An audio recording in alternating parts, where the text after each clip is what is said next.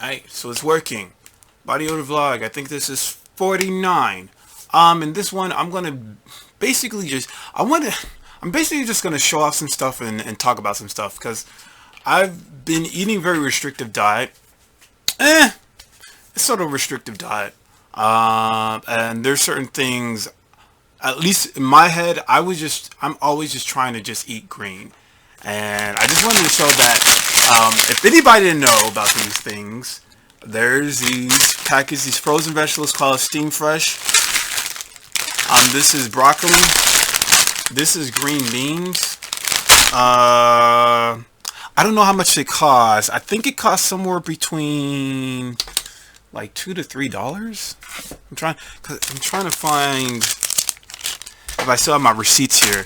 I think it costs somewhere around $2 to $3. And what I usually do with this is you only have to put it in for like 5 minutes in the microwave, and then I just put like olive oil, salt, and pepper, and then I put it in with and I mix it in with like a cup of like brown rice. And that's like a pretty good just lunch. That's a pretty good lunch. So if anybody's like thinking about doing that, thinking about, oh, I want to try to eat more green, I would suggest just getting like this. And also I would suggest try to if you have a blender, you should try to make your own vegetable smoothies, because I don't think you're going to eat as much, because I eat salad and I also consume veggie smoothies. And the reason why I consume smoothies is because there's certain vegetables I just don't like eating raw, right? So it's just better just to get all these vegetables and just put them in this one in the blender and just make them as a smoothie, and you consume more of the chlorophyll content and also the vitamins and minerals that are going to be within those vegetables. So I constantly put celery, constantly put cucumbers, I constantly put zucchini, I constantly put I actually put ginger because I heard that's good for digestion. I put turmeric because I've heard turmeric is good for your liver or something. Which reminds me, there's something interesting I just read recently, like yesterday, and it was an article about some type of scientists were looking at 117 different common foods that people eat, and they found that there's certain foods that actually have higher antimicrobial effects compared to others. And then there's some foods that have what's it called, prophage inducers. I don't know what that means. I think I'm gonna make make a video about the article in itself. But I found it very interesting because let me see if I can change my view here. Did I change it? I don't know if I changed the view. I did change the view. Okay, cool. So it says here, within this section, it talks about the different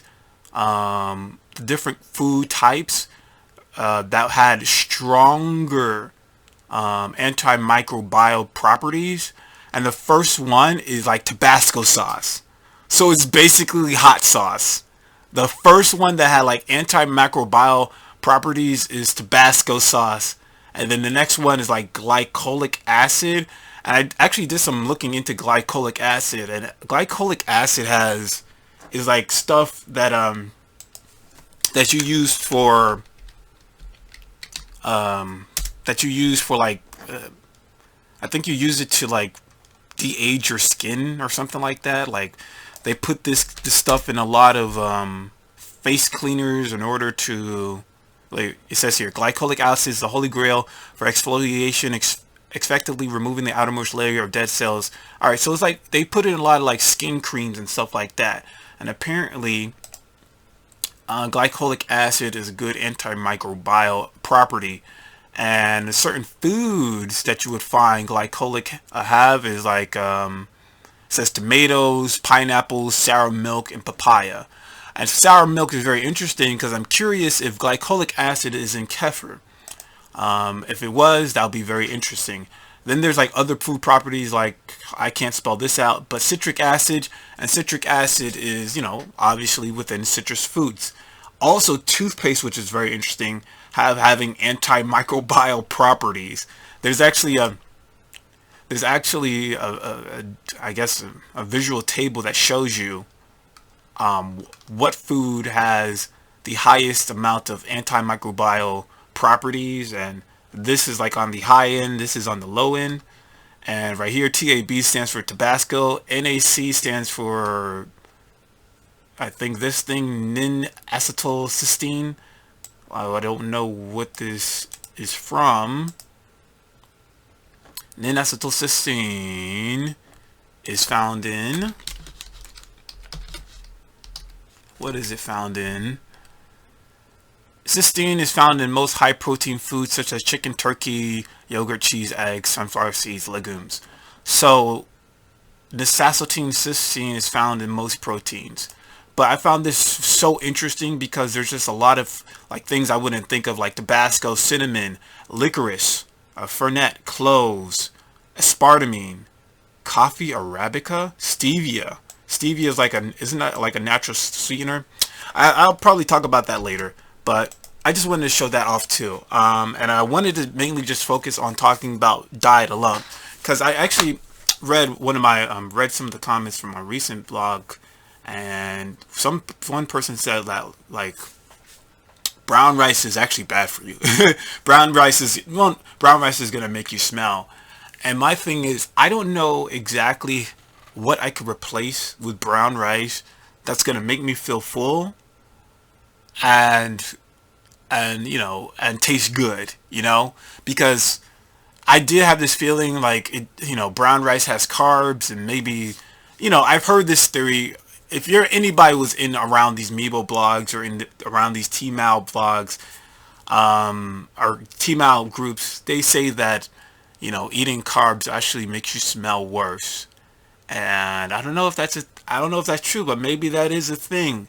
So I want to stay away from that, but at the same time, what is the alternative? It's like right now, the only thing I'm actually eating is like salads, which within the salad is pretty much like apples.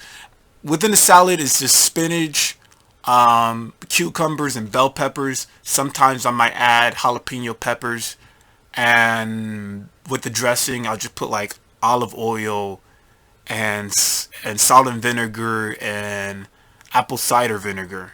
I mean salt and pepper and apple cider vinegar, I'm sorry.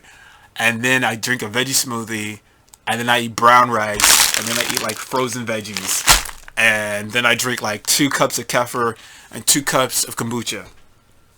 But at this moment in my life, I'm actually going to the CDL school, which I actually regret. This is so funny about the CDL school.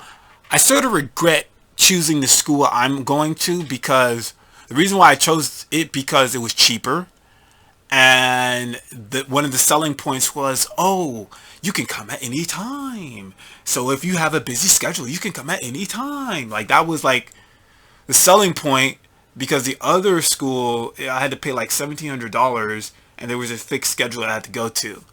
So I chose this school because it's like you can go at any time thing, but it seemed like the first day I went there, it seemed very disorganized, because I remember like just driving into the lot. It was so packed and cramped, and I don't know, it just felt like the energy just felt disorganized. Like it was cramped and it was going into the parking lot is very cramped. All the parking spaces are filled.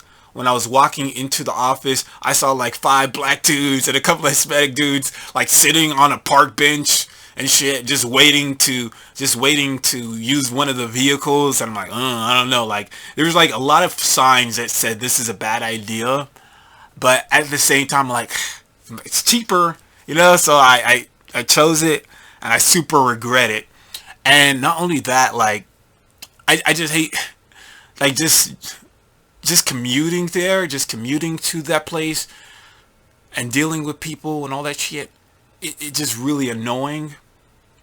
And I don't know, it makes me think to myself, like, even if I pass all these tests, like these exams or something like that, I have this strong fear that I'm gonna hate my job. I'm gonna hate it. I'm gonna get this license, and then I'm gonna finally be able to operate a truck, and I'm gonna hate driving trucks. And That's the biggest fear I actually have of this whole thing, of just putting all this time into trying to learn about trucks and learn about the safety issues and doing the proper things in order to check out if your vehicle runs properly, learning all the different components of the truck. And I learned all this shit, and then I finally get a job, and then I just hate the schedule or something, and it's not paying that well. Another thing I wanted to say was, at least in my head, before I went into going into like CDL and like studying stuff, I was thinking in my head like, maybe I at least want to get a living wage. And living wage, depending upon your state, it could vary and stuff like that. To me, a living wage, I know $15 is technically a living wage for most people, but that's like $15 an hour is like high poverty. It's like you're in poverty, you're still technically poor, but you're better amongst the other poor people. You know what I mean? You're a higher class of poorness. You know what I'm saying? Because like, I think I remember reading somewhere about like middle class, what is the typical salary of middle class, and even with middle class they would have like low middle class, middle class, high middle class, and low middle class was like somewhere around like $30,000. You're making $30,000 a year. Middle class was like 45 to like $60,000 or something, or something like that, like 45 to $60,000. And like high middle class is like $70,000 to $100,000 or something like that. It was like something around that line. But I know like poverty was like somewhere where it's like $25,000. And I think if you, let me see here, hold up. Did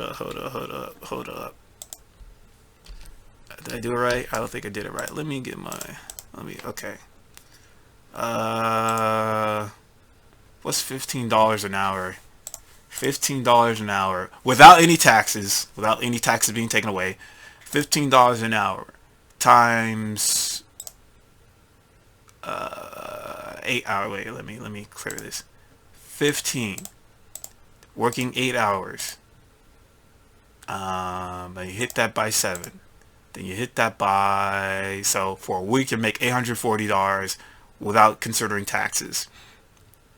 But that's not how it works. I'm sorry, it's 40 hours a week. Well, yeah. 8 hours, and you're not going to do 7 hours a day, it would be 5. So it would be 15 times 40, and that will be $600. You make $600 in a week if you only work 5 days and 8 hours. Times that times 4. That's $2,400.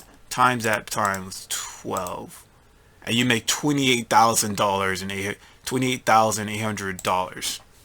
So that's like high poverty. I mean, you'll be balling out of control to like people making Burger King or flipping burgers, but you're still at high poverty, right? And before I was actually like looking and studying for the CDL, I was, at least in my head, I was planning I should at least try, if I can at least get like $18 an hour. I don't know what that would be. What is $18 an hour? It has to be at least like $30,000, because if that's 15, let's see, let me just check real quick. Let me check real quick here. So 18, I'm sorry. 18 times 40 times 12. Wait, I did it wrong. It's 18 times 40 times 4 times 12. That'll be $34,560, right? And if we take into taxes, it'd probably just be like $30,000 or something like that. But with $30,000, you could probably get like a pretty cheap apartment, maybe have a couple of $100 left over or something like that. But when I actually went into Indeed one day, damn, it's like 14 minutes. Shit. When I actually went into Indeed, and I actually looked into like the class, I went to a Class B license, and Class B is pretty much like, they're straight trucks, so they're pretty much like, if you think of like dumpster trucks or cement trucks or trucks that are not combination vehicles, meaning they don't carry like, one or two different trailers behind them, those are CDL Class B trucks. And I was looking into Indeed, and on average, the prices are like $15 to $16. So that like pissed me off because I thought like at least I would get like, I don't know, somewhere close to 20. But no, you only get like $15 to $16. There's some jobs where they're only paying $12. And I think that's a total ripoff. So now now it's like I'm doing all this stuff to do the CDL stuff, and even when I get this license, I'm still gonna be in poverty, and that bothers me. But that's another topic. I did want to say this before I go. So not only am I doing the I'm only eating salads, I'm only eating brown rice. Here's another thing. If anybody knows a good replacement for rice that you don't think is going to make you smell bad, I would love to hear that. But not only I'm doing that, I'm also drinking 2 cups of Kefir and 2 cups of kombucha, and I'm also eating sauerkraut. This is from the Whole Foods. I completely finished it, and it's cost like I think it cost $5.99. It tastes like there's like garlic in it, even though there's no garlic within the ingredients. It tastes like it has garlic in it for some reason, or somebody's been messing with garlic and the sauerkraut, and the garlicky stuff got into sauerkraut. In any case, I've been drinking kombucha and kefir for let me see here. So for kombucha, this is around like the 96th day of drinking it, and for kefir it's the 96th day, and for kombucha it's the 89th day.